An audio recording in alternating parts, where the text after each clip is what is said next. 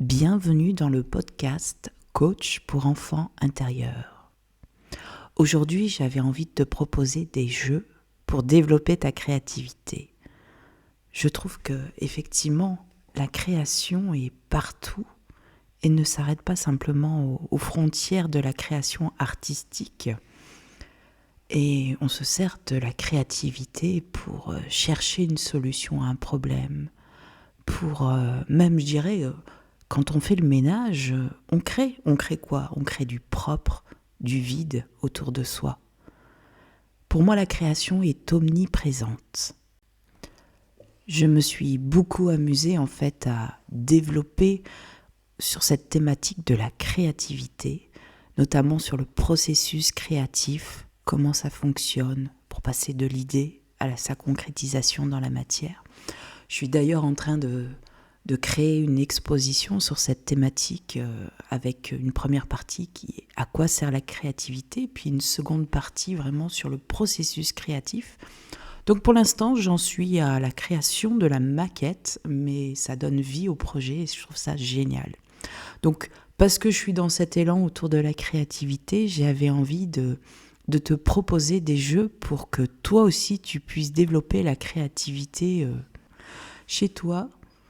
Tout simplement, voilà, je vais te proposer des activités, il n'y a rien de plus simple, mais plus tu pratiques, plus ça se développe. Moi, j'aime bien dire que la créativité, c'est comme l'imaginaire, c'est un muscle qui se travaille, et plus tu vas le faire travailler, plus tu vas l'activer, plus ce sera facile et simple de créer pour toi. Donc, pour cette activité, alors, en fait, je vais proposer différents jeux. C'est toujours un peu la même idée, mais c'est juste les outils qui vont changer. Donc, pour le premier jeu, ce sera il faudra juste une feuille et un crayon, voilà. Et un dictionnaire, ou alors, je dirais même sur un dictionnaire en ligne, ou même sur demander. En fait, il va falloir aller chercher 2 mots. Et on peut demander aussi à des gens de nous donner 2 mots complètement au hasard. Et en fait, une fois que tu auras ces 2 mots-là, tu vas les associer pour créer un nouveau mot. Alors ce nouveau mot, en fait, il va falloir que tu lui donnes une définition. Et puis, sa texture, sa couleur, son utilité. Tu peux même t'amuser à le dessiner, ce mot, ou le créer en volume, voilà. Et puis tu vas créer un nouveau mot, un nouvel objet, un nouvel... après, c'est peut-être pas un objet d'ailleurs. Voilà, c'est un nouveau mot. Et à quoi il sert ce mot ? Voilà. Donc, tu peux t'amuser régulièrement, voilà, quand tu as 10 minutes devant toi, à jouer, à créer des nouveaux mots et créer ton nouveau dictionnaire, finalement. Donc, voilà. Et pour détourner ce jeu, donc on peut le faire d'une autre façon. Par exemple, c'est tu ouvres ton frigo, tu prends 2 ingrédients au hasard. Et à partir de ces 2 ingrédients, tu vas créer une recette. Alors tu peux faire ça aussi quand tu vas sur ton marché, voilà. Tu dis, tiens, je connais pas ce nouveau légume. Bon, il n'y a pas beaucoup de nouveaux légumes, mais bon, un légume que tu n'as pas l'habitude de cuisiner. Ou, je n'en sais rien, chez le boucher ou chez le poissonnier, voilà, ou un fromage, enfin qu'importe, laisse-toi guider par ton intuition, par l'envie du moment, et prends 2 ingrédients au hasard et amuse-toi à créer une recette, celle qui est la tienne en fait. Pas besoin d'aller dans un livre de cuisine, pas besoin d'aller chercher de l'aide, c'est tiens, là, tout de suite, comment je cuisinerai avec ces 2 ingrédients. Bien entendu, tu peux en rajouter d'autres pour agrémenter ta recette, parce que 2 ingrédients, ça peut être un peu juste. Mais ça doit être les 2 ingrédients principaux de ta recette.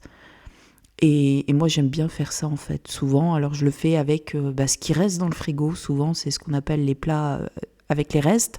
Mais on n'empêche que ça permet... Moi, j'ai créé plein de nouvelles recettes comme ça. Donc, une autre variante encore de ce jeu, ça peut être aussi associer 2 objets pour en créer un 3e. Donc, tu vas prendre un objet, un autre objet. Donc, tu peux t'amuser à faire ça dans chaque pièce de ta maison.